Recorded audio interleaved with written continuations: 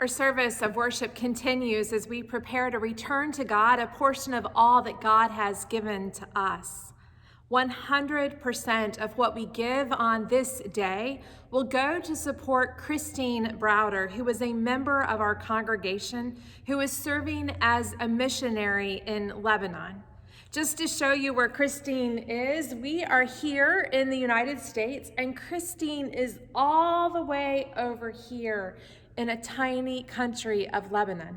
It's there where she is doing important work about bringing about healing to people who know more darkness than they know light, more devastation and sometimes unrest than they know peace. But we want you to hear Christine's story yourself, and so we've engaged in a conversation with her. It's one of the miracles of technology that we can have this conversation and allow you to hear from her. You can give to Christine's ministry in one of 3 different ways. You can mail your gift to the church office.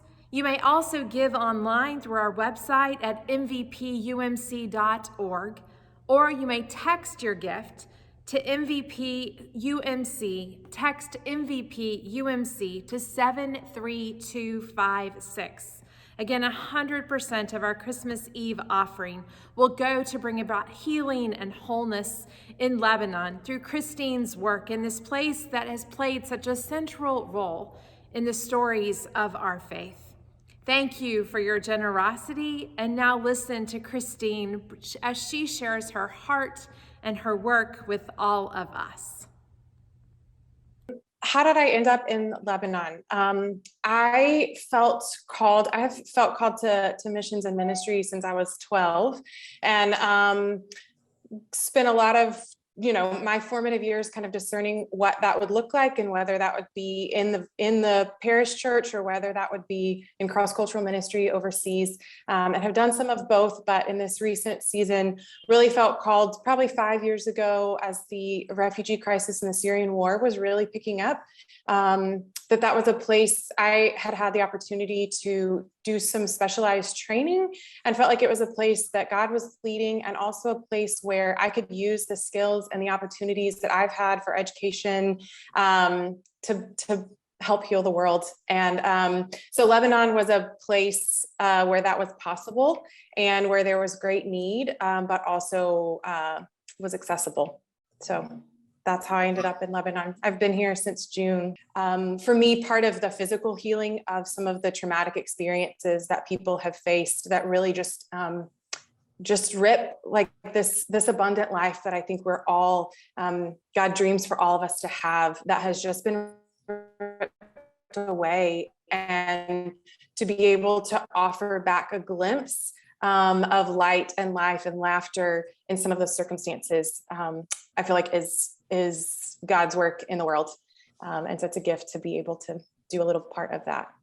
So I have a background in social work, and also in seminary. So I'm ordained in the Baptist church, but also have a master's in social work, and had an opportunity 4 or 5 years ago to do specific training related to traumatic experiences, and it's called EMDR.